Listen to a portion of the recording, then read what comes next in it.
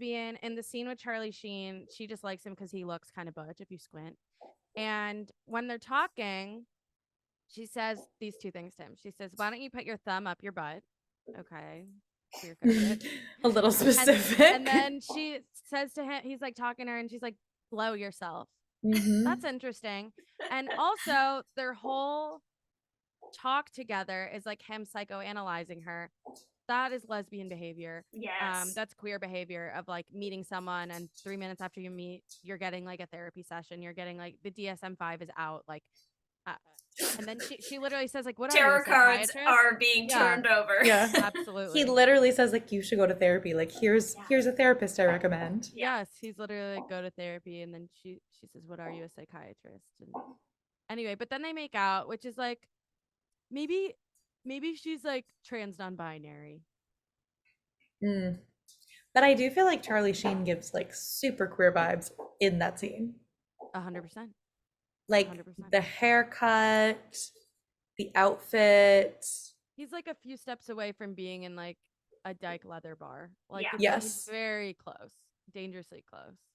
Yeah, he's like, "Why are you in?" And he's like, "Drugs, quote unquote." But he's also like, "Sodomy." Okay, now we're getting somewhere. He's like, "I was doing drugs in the gay bar bathroom." Yeah, you know. Yes. Right. He is the exclusive dealer for the gay bar in the city.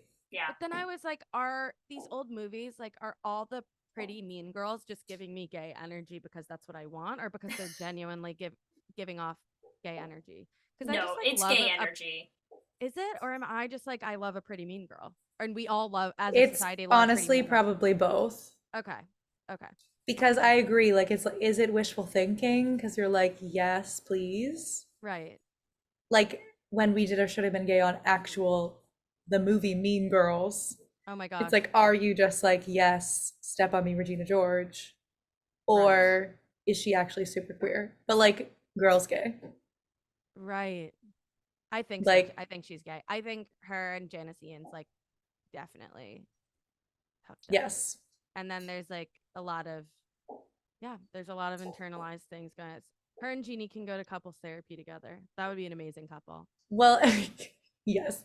And also, I mean, there's another thing that Charlie Sheen says in that episode, in that scene, which is basically like, stop looking so much at your brother. Like, your problems with your brother are problems with yourself. Well, that goes back to my theory. When you said that theory, I was like, that blew everything out of the water for me. Yeah, it's basically their tension in the movie is to explore the relationship between trans masculine people and dykes, and she shows up for him at the end, which is like butch transmasc solidarity, but it's also like, wait, were you actually just really jealous of him for how free he was because you wish you were a boy? And then I read up on Jennifer Grey, who's the actress who plays Jeannie. There's this weird article about her that's like, all of her early crushes were on gay men. She had obsessions with gay men. She had a crush on Liza Minnelli's ex-husband. And she's just like kind of obsessed with gay men, like their freedom and their sexuality. I'll send this article to you guys because interesting. Yeah, she says meeting Broadway stars triggered this phenomenon of craving, like gay male Broadway stars. She's attracted to the overt sexuality of gay men. So on and off screen, this girlie wants to be a gay man. Or should I say this boily? You know what I mean? Yes. Oh yeah, for sure. That's yes. I mean, she's aggressively upset.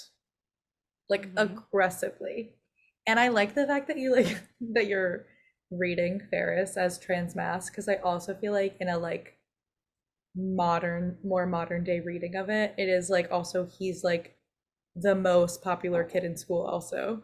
So there's also this like other layer of his sister being like, so he just gets to be exactly who he is and everyone loves him for it. Ooh, that part like, too. Which is true even without the gay subtext. Like there's something like she doesn't feel free, and so his freedom upsets her.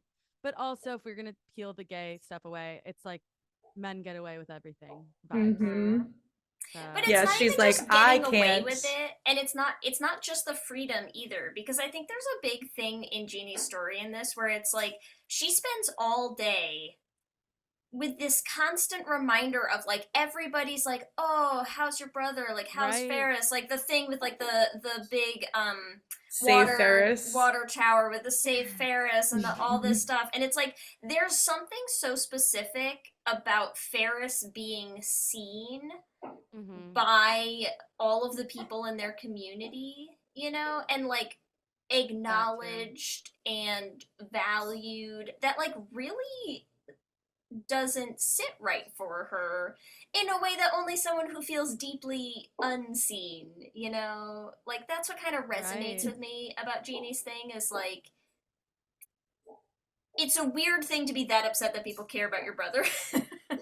Right. It is a little intense. And also she's like, I guess like he got the car, or I got the car and he got the computer. And she's still Yeah. bitter, even though she has